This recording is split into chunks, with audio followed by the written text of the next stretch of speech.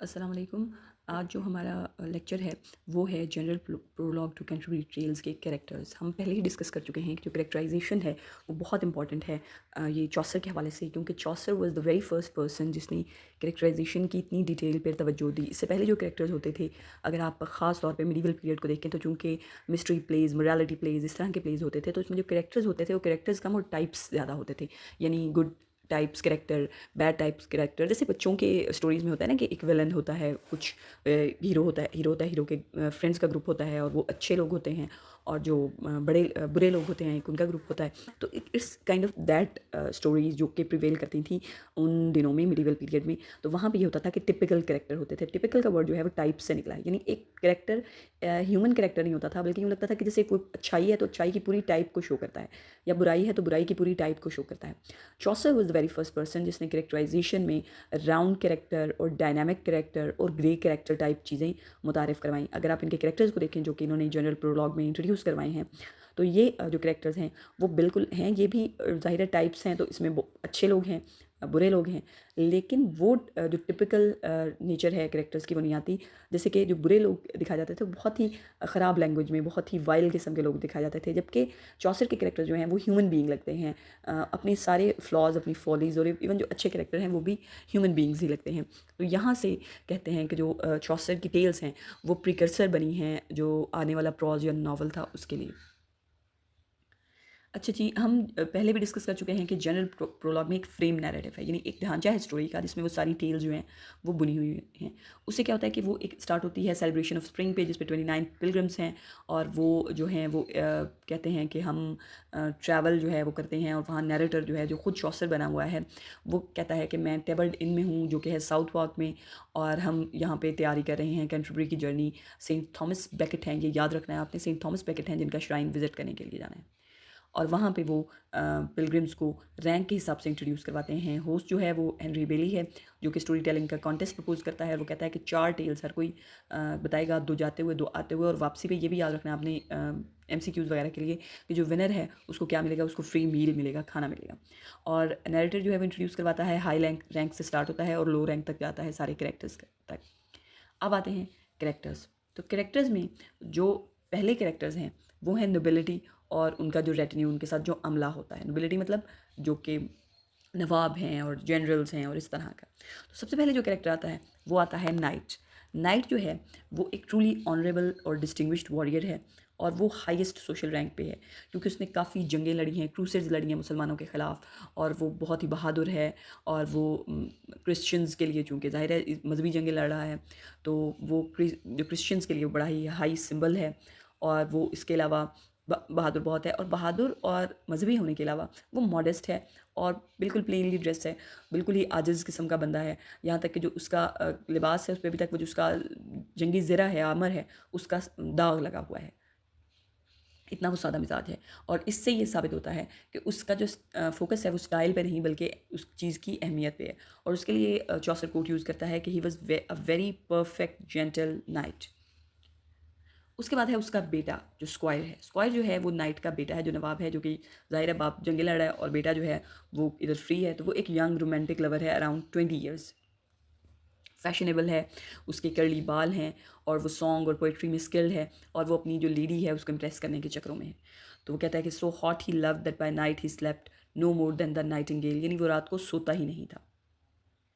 उसके बाद आता है ह्यूमन, जो कि है नाइट का सर्वेंट। उसने ग्रीन कलर का ड्रेस पहना हुआ है, और वो बड़ा ही एक्सपर्ट वुड क्राफ्ट में जो बढ़ई का काम बड़ा अच्छा जानता है। और उसके पास एक बड़ी ज़बरदस्ती कमान है, और उसके पास एक पीकॉक फेदर्ड एरोज़ हैं, और वो सिल्वर मेडल पहनता है सेंट क्रिस्टोफर का, जो कि ये सजेस्ट करता है कि वो बड़ा ही डिवाउट और कैपेबल फॉरेस्टर है, यानी कि सेंट क्रिस्टोफर जो हैं वो फॉरेस्ट्स के साथ लिंक हैं, तो उनका वो उसने मेडल पहना हुआ।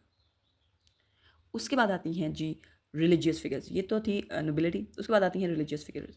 रिलीजियस फिगर्स में जो सबसे पहले आती हैं वो आती हैं प्रायरस, जो कि नन का एक हाई रैंक होता है, और उनका नाम आपने याद रखना है। बहुत कम लोग हैं जिनके नाम दिए हुए हैं, तो जिन जिनके नाम दिए वो आपने याद रखे हैं। तो इनका नाम है मैडम एग्लेंटाइन, और ये नन है, और नन का जो बेसिक काम होता है वो क्या होता है कि दुनिया की ख्वाहिशों और दुनियादारी से अपने आप को बिल्कुल लाताल्लुक़ करके खुदा के लिए वक्फ हो जाना। लेकिन यहाँ पे जो उनका कैरेक्टर है वो बिल्कुल अपोजिट है, उनकी जो ओहदे की रिक्वायरमेंट है। नन एक प्रायरस जो है वो बड़ी हाई रैंक नन होती है।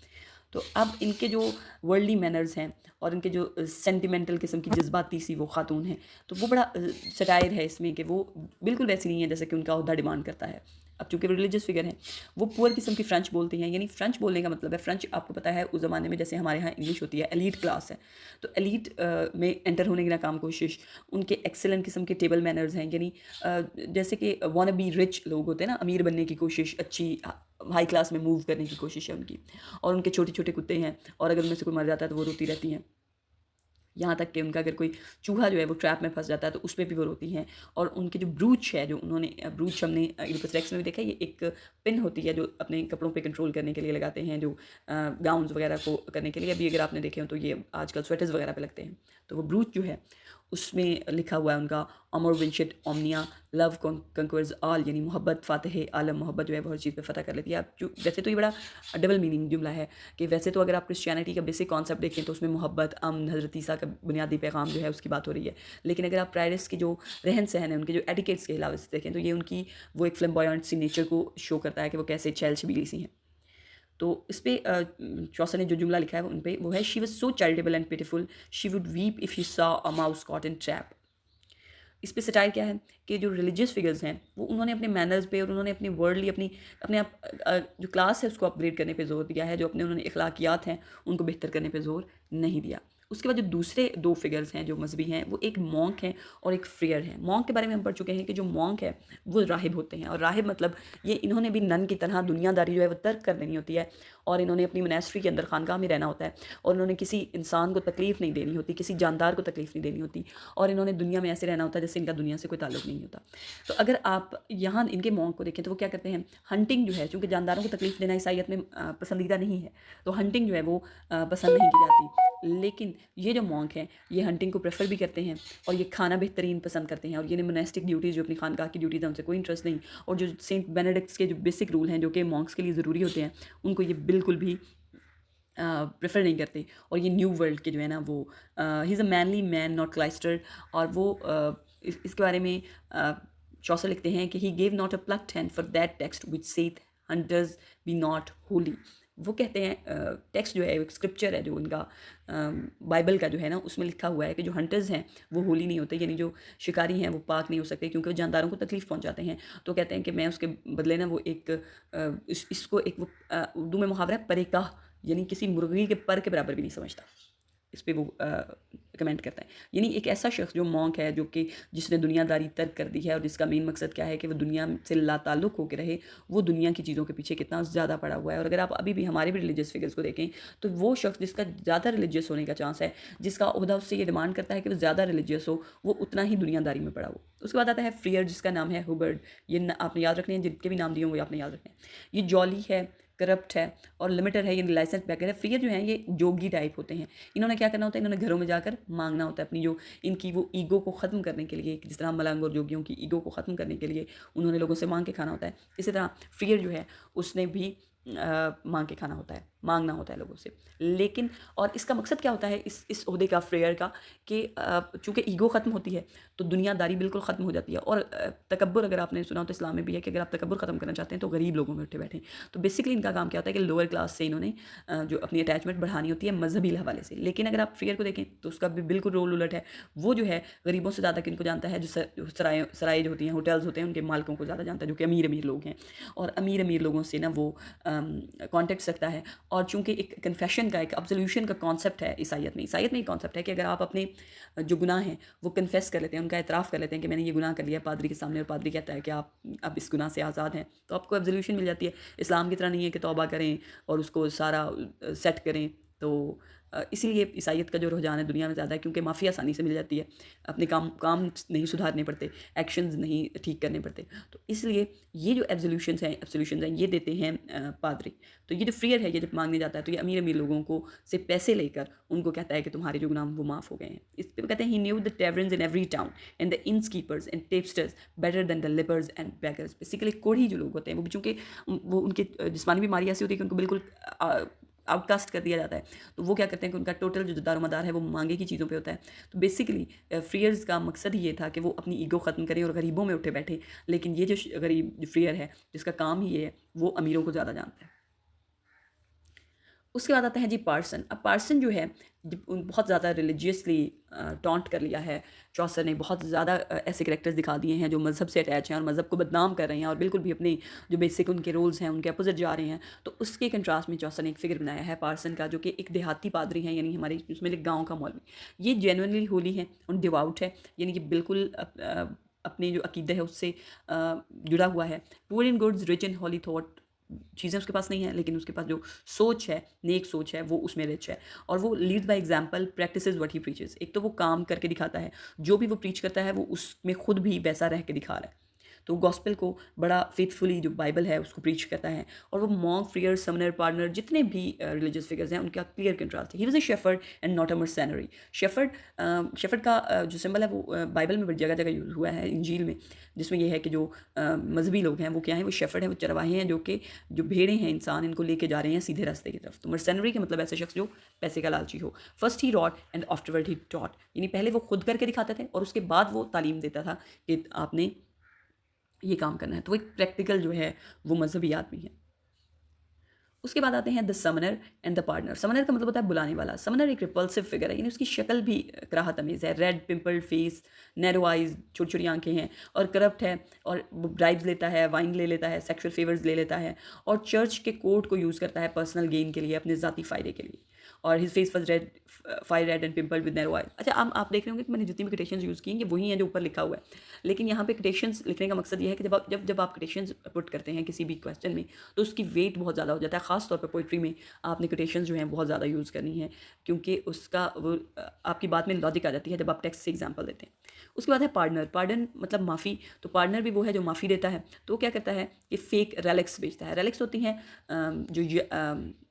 जो तबरुकात, जो एग्जैक्ट अगर मैं आपको इसका मतलब बताऊँ तो तबरुकात होती हैं, जैसे कि हमारे यहाँ तबरुकात हैं कि ये फ़लाँ मज़ार की चादर है, ये फ़लाँ का जो है टुकड़ा है, ये करबला से आती हैं, मिट्टी लेके आते हैं लोग, इस तरह से मदीना से जाते हैं तो ग्रीन वो कपड़े लिए फिरे होते हैं, तो ये तबरुकात है। अब वो क्या करता है, और जो कि हमारे यहाँ भी एक बड़ा कॉमन प्रैक्टिस है, वो ये है कि फ़ेक रेलिक्स बेचता है। ऐसे ही कोई भी टुकड़ा देंगे और कहेंगे कि ये देखिए ये फ़लाँ का जो कवर है वहाँ से आया है और ये फ़लाँ का है। अगर आप जो लोग ज़ियारत पे जाते हैं उनसे भी देखें तो वो वहाँ पे भी जो फ़ेक नग बेचने की एक रवायत है कि ये जो है ये फ़लाँ जगह का है और ये फ़लाँ जगह का है। तो वो फेक रेलिक्स बेचता है और इंडल्जेंसेस बेचता है और वो जी माफ़ी भी बेच रहा होता है। लॉन्ग येलो हेयर है, हाई पिच्ड वॉइस है और इसे जेल्डिंग और मेयर आउटसाइडर के तौर पर उसको कहता है in one day he would get more money than the person would in 2 months। तो चूंकि वो मज़हब को बेच रहा है तो वो लोगों की 2 महीने की आमदनी जितनी वो एक दिन में बना लेता है। अच्छा, ये जो जेलिंग और मेयर का मतलब है कि वो कभी उसकी जो है ना, इस पे चौसा ने एक इम्प्लीकेशन दी हुई है कि इसकी जो जेंडर है उसका कंफर्म नहीं कि वो क्या है। फिर आते हैं लर्नड एंड मर्केंटाइल प्रोफेशनल। अब पहले चौसा ने बात की नोबिलिटी की, जो कि पुराने नवाब वगैरह हैं उनकी बात की। उसके बाद चौसा ने बात की रिलीजियस फिगर्स की, जो कि पहली स्टेट थी, फिर दूसरी स्टेट, तीसरी स्टेट जो पुअर लोगों से अब मेहनत करके मिडिल क्लास या अपर क्लास बन रहे हैं अपनी एजुकेशन या अपने बिजनेस के सर पे। और उनमें आते हैं, पहला है क्लर्क, जो एक ऑक्सफोर्ड का स्टूडेंट है, बहुत ही बारीक उसने कपड़े पहने हुए हैं, बहुत गरीब सा दिखाया हुआ उसने, और वो अब फ़िलासफ़ी और लॉजिक के साथ उसकी अकीदत है और वो दौलत से ज़्यादा किताबों पर फोकस करता है और बहुत कम बोलता है, लेकिन बहुत अहम बातें करता है, फ़जूल बातें नहीं करता, इखलाकी आदमी है और बहुत वो उसे कोई दुनियादारी की परवाह नहीं है और उसका सारा जो काम है वो तालीम के साथ है। उसके बाद है मैन ऑफ लॉ, जो शायद लॉयर है, ये एक एस्टीम्ड सर्जेंट ऑफ लॉ है और इसे किंग ने अपॉइंट किया है। बज़ाहिर बड़ी ही वाइज अपीयरेंस है इसकी, बड़ा समझदार है और बड़ा एक्सपर्ट है वो लीगल डॉक्यूमेंट्स में, लेकिन जो उसकी वेल्थ है, जो उसके पास पैसा है, वो उससे ज़्यादा है जो उसके पास होना चाहिए था। तो यहाँ पे आपको हिंट मिलती है कि शायद वो वेल्थ जो है उसने करप्शन से हासिल की हुई है। उसके बाद मर्चेंट है, जो ताजिर है, ये बिल्कुल संजीदा सा, फोक बियर्ड, पतली पतली दाढ़ी है उसकी, और ट्रेडर है जो कि हमेशा प्रॉफिट्स के बारे में और हमेशा डेट में रहता है, हमेशा कर्जे में है, हमेशा प्रॉफिट्स की बातें करता है। और ये एक फैक्ट है जिस पे नरेटर जो डेट की उसकी बात है, बज़ाहिर बातें बहुत करता है कि मेरे पास पैसा है, फ़लाँ जगह से मैंने इतना कमाया, फ़लाँ जगह से मैंने इतना कमाया, लेकिन चौसर ने हल्का सा हिंट किया है कि शायद वो कर्जे में भी हमेशा रहता है, जो कि वो शो ऑफ नहीं करता। यानी जो कारोबारी आदमी, अगर आपको भी उनके पास कभी उनकी बातें सुनने का तजर्बा हो, तो वो अपनी दौलत की बातें तो हमेशा करते हैं, जो अपने एसेट्स की बातें करते हैं, लेकिन जो उनकी लाइबिलिटी जो उन्होंने देना है उसकी बातें नहीं करते। तो ये भी चौसर ने हिंट किया है। उसके बाद फिजिशियन है, जो फिजिशियन हैं वो बड़े ही वेल वर्स्ड हैं एस्ट्रोनॉमी में, ये डॉक्टर ऑफ मेडिसिन है, डॉक्टर जिस तरह के होते हैं, और ह्यूमर बहुत अच्छा है, और गोल्ड इकट्ठा करने का बड़ा शौक है ख़ासतौर पे प्लेग में। और यहाँ चौसर ने हिंट किया है कि ये लोग जो कि जिनको मसीहा होना चाहिए, जिनको कौम की खिदमत करनी चाहिए, चूँकि प्लेग एक बीमारी है और बीमारी में लोग मर रहे होते हैं और लोगों के हालात ख़राब होते हैं, और ये बहुत ही चौसर का भी हमने एज ऑफ चौसर में पढ़ा कि ब्लैक डेथ जो है वो बड़ी आम थी, ताउन बहुत ज़्यादा फैला हुआ था, 1/3 जो पॉपुलेशन है वो वाइप आउट हो गई थी, और लोग मर रहे हैं। और वो क्या कर रहा है कि वो इस वक्त गोल्ड को होल्ड कर रहा है, और होल्ड मतलब ज़ख़ीरा अंदोज़ी कर रहा है, उनको इकट्ठा कर रहा है गोल्ड, कि वो उसको पैसे जमा करने से इंटरेस्ट है, कि जितने ज़्यादा बीमारी फैलेगी ज़ाहिर है उतने उसके पास पेशेंट्स आएंगे और उतना वो पैसा कमाएगा। और इस बंदे को रिलीजन में कोई इंटरेस्ट नहीं, क्योंकि ज़ाहिर है क्योंकि उसका मेन काम ही क्या है कि वो लोगों की मिजरीज से पैसा बनाता है। उसके बाद आती हैं वाइफ ऑफ बैथ। अब ये जो वाइफ ऑफ बैथ हैं, इनका करेक्टर बड़ा मज़े का है। अच्छा, एक दो करेक्टर्स हैं जो कि हम बाद में डिस्कस करेंगे। अच्छा, उसके बाद आते हैं वाइफ ऑफ बैथ, और जो वाइफ ऑफ बैथ हैं वो एक डेफ गैप टूथ औरत है, खातून है, बहुत ही बुज़ुर्ग किस्म की खातून हैं, वर्ल्डली क्लोथ मेकर हैं, कपड़े बनाती हैं, बैथ से आई हैं, वेल ट्रैवल्ड, बहुत ज़्यादा ट्रैवल किया उन्होंने, यरूशलेम गई हुई हैं, रोम गई हुई हैं, सारी ज़ियारतें की हुई हैं उन्होंने, लव और मैरिज पे अथॉरिटी हैं, क्योंकि 5 हस्बैंड भुगता चुकी हैं, 5 शादियाँ कर चुकी हैं, तो चूँकि बुज़ुर्ग हैं और 5 शादियाँ कर चुकी हैं, तो जितनी भी वो हिकमत और नसीहतें हैं वो वहीं से आ रही हैं, और ये राइजिंग मर्चेंट क्लास को शो करती हैं। फिर she know of that art the old dance, ये उनके बारे में चौसर ने कहा है। और ये जो मर्चेंट क्लास, क्योंकि कपड़े बनाती हैं तो वो अमीर हो रही हैं। अच्छा, उसके बाद आते हैं, अब जो फिगर्स आ रहे हैं वो हैं गरीब लोगों के। अभी जो हमने बात की वो थे मिडिल क्लास, जो राइजिंग मिडिल क्लास थी। इससे पहले मिडिल क्लास नहीं थी, अगर आपने ये जब चौसर में पढ़ा हो तो उससे पहले क्या थे कि बहुत अमीर लोग नोबिलिटी थे या कॉमनर्स थे, यानी वो लोग जो रूल करते थे इन लोगों पर, और वो लोग जिन पर रूल ये लोग करते थे।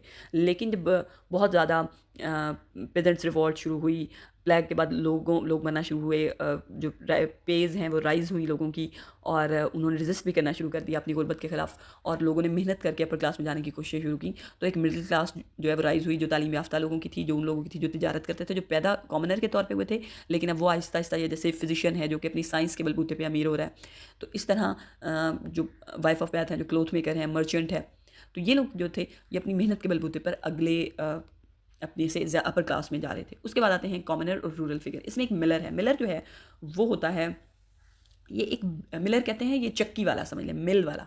मिल तो ज़ाहिर है हमारे यहाँ मिलों वाले तो बहुत अमीर लोग होते हैं, लेकिन ये एक मिल चक्की वाला है। तो अब आप देख लेंगे बहुत गरीब नहीं है, लेकिन ज़ाहिर है आम आदमी है। इसका नाम है रॉबिन, नाम याद रखना आपने। बिग बॉडी ब्रिटिश रेसलर, ये बड़ा ही छैल छबीला सा और बड़ा ही लड़ाका सा रेसलर है, और ये क्या करता है कि कस्टमर से ग्रेन चोरी कर लेता है, जैसे कि चक्की वाले करते हैं कि आपने उनको 1 मन गंदम भेजी और वो आपको 38 किलो पीस के दे देंगे। और बैग पाइप प्ले करता है, जो कि एक इंस्ट्रूमेंट है, और उसके जो नाक है उस पर एक छाला टाइप बना हुआ है, एक ज़ख़म टाइप है इसका, और उसका मुंह बहुत चौड़ा है। Full big he was of brawn and eke of bones, his nostrils black were and wide. तो ये आपने इसकी कोटेशन याद रखनी है। उसके बाद है रीव। रीव जो है उसका नाम है ऑसवाल्ड, और ये मुंशी है। रीव होता है मुंशी, जो कि जो फ्यूडल लॉर्ड्स वगैरह होते हैं उनका जो सारे पैसों वगैरह का इंतज़ाम जो है वो संभालता है। और इसका चूँकि मिलर से काफ़ी सलाम दुआ चलती है, क्योंकि ग्रेन्स जो है इसके पास स्टोर होते हैं। ये स्लेंडर है, कॉलर एक हैजे का मारा हुआ, स्किल मैनेजर है, and riched himself at master's expense. और इसने क्या किया है कि जो अपना मालिक है उसके पैसे खा खा के खुद को अमीर किया हुआ है, और सब सर्वेंट्स इससे डरते हैं, क्योंकि ये मुंशी है, ये तनख्वाहें देता है, ये ग्रेन्स का हिसाब किताब रखता है, क्योंकि ये सब मुलाजमों के सीक्रेट्स जानता है। उसके बाद आता है जी प्लोमैन।